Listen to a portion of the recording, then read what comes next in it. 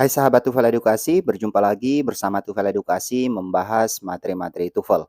Pada pembahasan sebelumnya, kita membahas mengenai subjek dan verb. Pada pembahasan kali ini, kita akan membahas soal-soal tentang subjek dan verb yang merupakan salah satu skill yang biasanya dipelajari pada materi TOEFL Structure.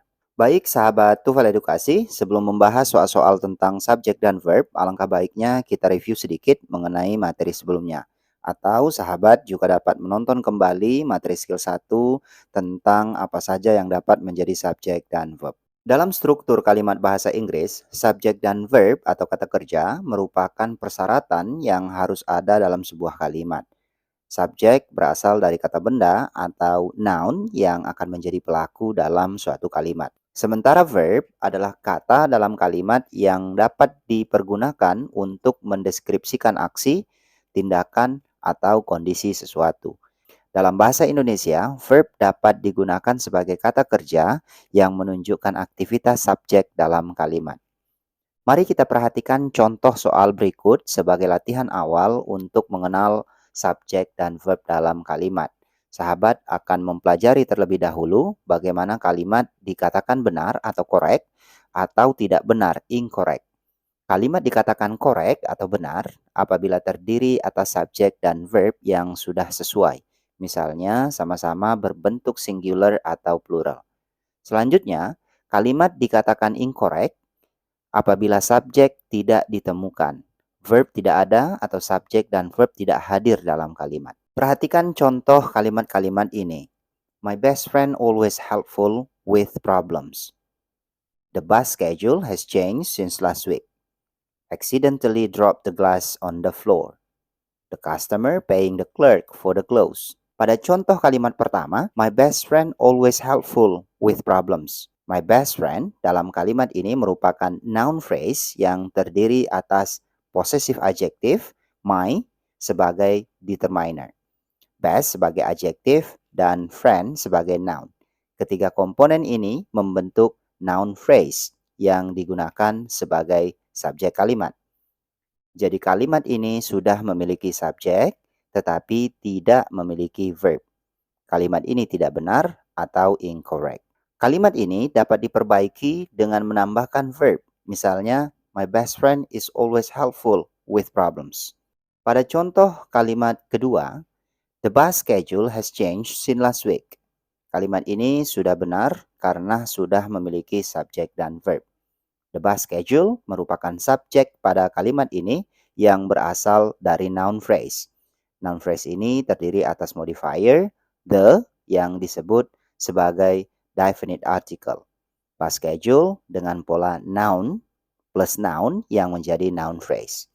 Jadi the bus schedule dalam kalimat ini merupakan subjek dibentuk menggunakan noun phrase atas 3 komponen. Modifier, noun, plus noun. Selanjutnya, has changed merupakan verb kalimat yang ditulis menggunakan present perfect tense. Pada contoh kalimat ketiga, accidentally dropped the glass on the floor.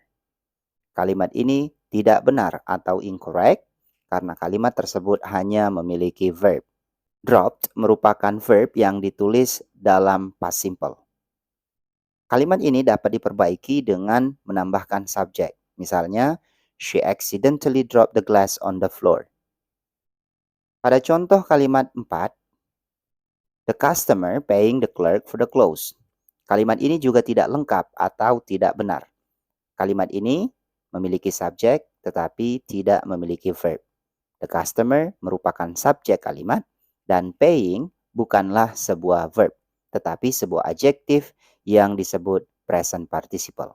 Pembahasan materi present participle akan diperdalam pada materi selanjutnya. Mari kita perhatikan beberapa contoh selanjutnya.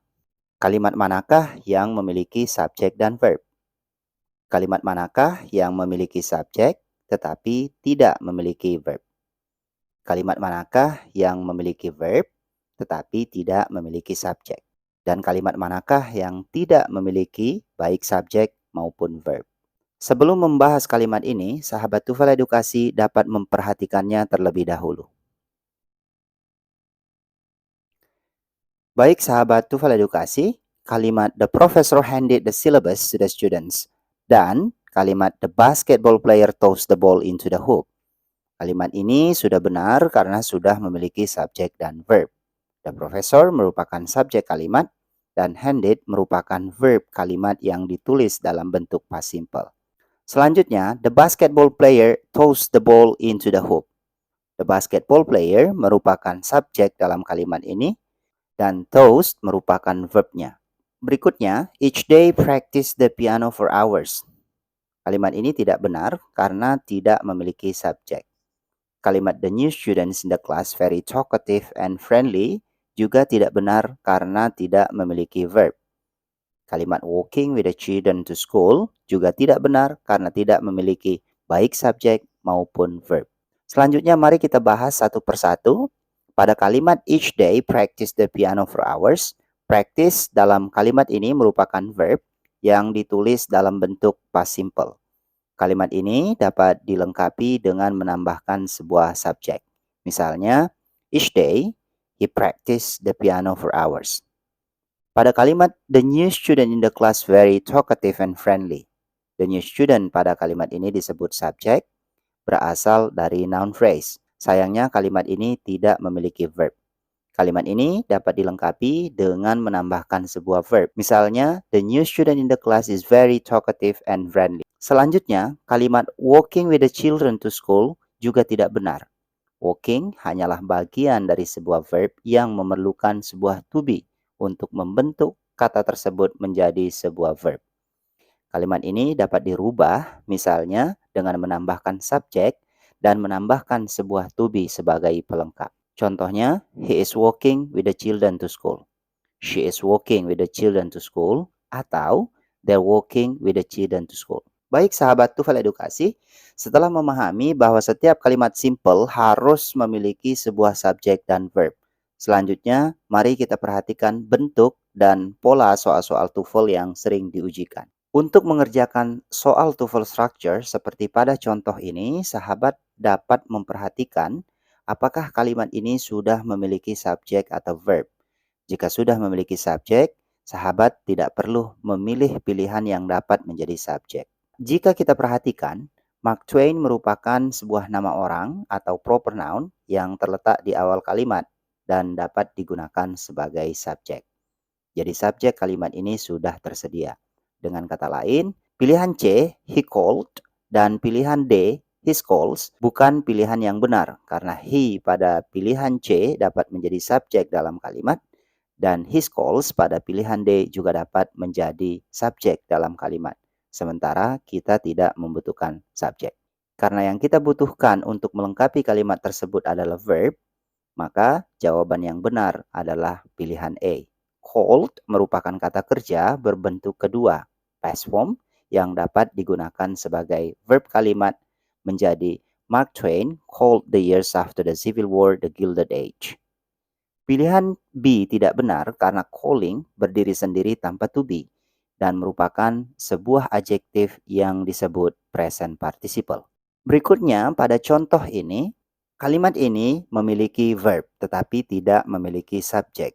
Grow disebut sebagai verb yang berbentuk plural dan ditulis dalam kalimat present simple. Pilihan A, above tundra plants, dan pilihan D, for tundra plants, tidak dapat digunakan sebagai subjek karena kedua pilihan tersebut diawali oleh sebuah preposisi. Preposisi above pada above tundra plants dan preposisi for pada for tundra plants pada pilihan D. Above tundra plants dan for tundra plants karena sama-sama memiliki sebuah preposisi disebut sebagai prepositional phrase atau dikenal dengan sebutan PP yang akan dibahas pada materi video selanjutnya. Pilihan B adalah pilihan yang benar. Tundra plants dapat digunakan sebagai subjek dalam kalimat ini. Sementara pilihan C, tundra plants are found, merupakan subjek dan verb. Karena kita tidak memerlukan verb, jadi jelas pilihan C, tundra plants are found, merupakan pilihan yang tidak benar. Berikutnya, mari kita perhatikan contoh soal yang tidak memiliki subjek dan verb.